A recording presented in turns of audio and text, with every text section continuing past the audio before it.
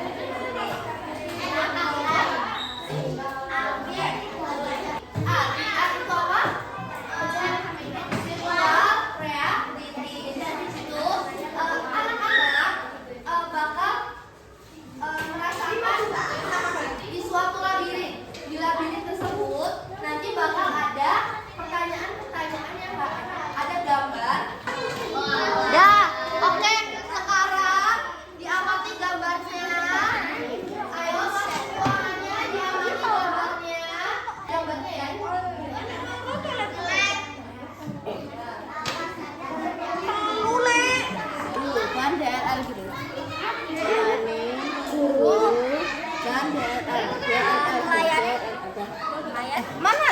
Ya Allah. Keterampilan apa yang harus dipelajari anak-anak sekarang agar siap menghadapi usia masa depan? Keterampilan apa ya? Teknologi, keterampilan teknologi nggak sih? Keterampilan apa ya? Keterampilan teknologi bukan? Teknologi gitu. Keterampilan ada nggak keterampilan teknologi?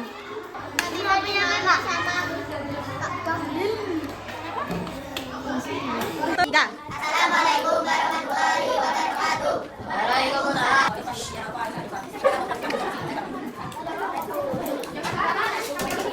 Nah, anak-anak tadi kalian udah maju ke depan bersama kelompoknya untuk mempresentasikan hasil diskusi berdasarkan tadi mengamati VR ya. Nah, Ibu coba ulas dan rangkum dari jawaban tiap-tiap kelompok.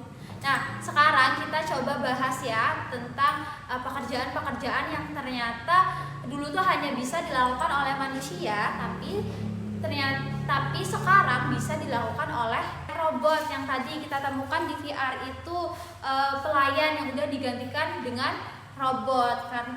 Padahal dulu itu hanya bisa dilakukan, pelayan itu hanya bisa dilakukan oleh manusia. Sekarang karena adanya kecanggihan teknologi itu bisa dilakukan oleh robot. Nah, untuk kita lebih tahu dan mengenal bagaimana sih perkembangan pekerjaan-pekerjaan dari dulu hingga sekarang, kita coba simak video ini ya. Tolong yang terkait